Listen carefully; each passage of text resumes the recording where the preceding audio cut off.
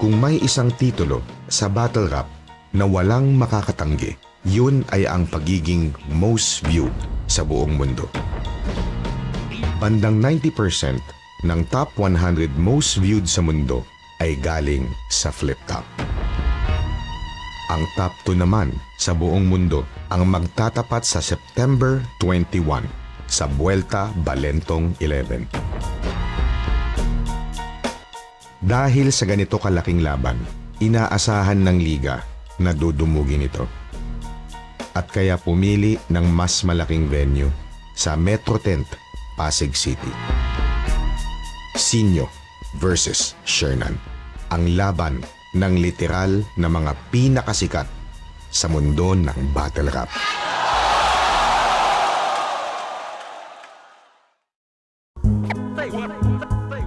Unang nakilala ng buong bansa si Sinyo dahil sa patok niyang komedya at nakakahawang karisma. Cut na po. Hindi nagtagal ay umabot na kaagad sa million views ang bawat battle niya.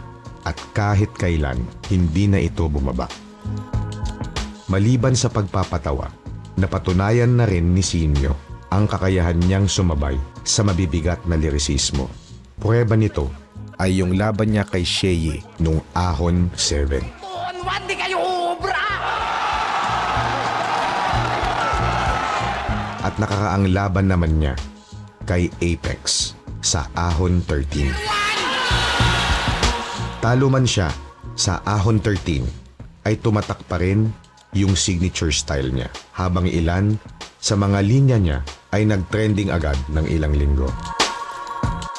Wala na dapat siyang patunayan pa sa liga, ngunit nananatili pa rin ang kanyang gutom makipagbakbakan sa entablado. Gusto ko lang na maalala ko sa Flip Top na isa sa nagpasaya sa kanila.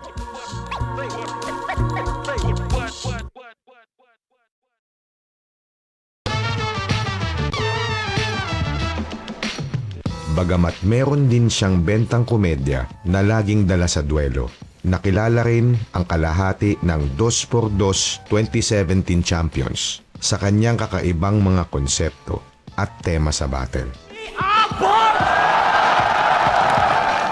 Hanggang ngayon ay tatak pa rin ang mga tema at costume ni Shernan na babaeng asawa kontra sa pagiging kabit ni Husky.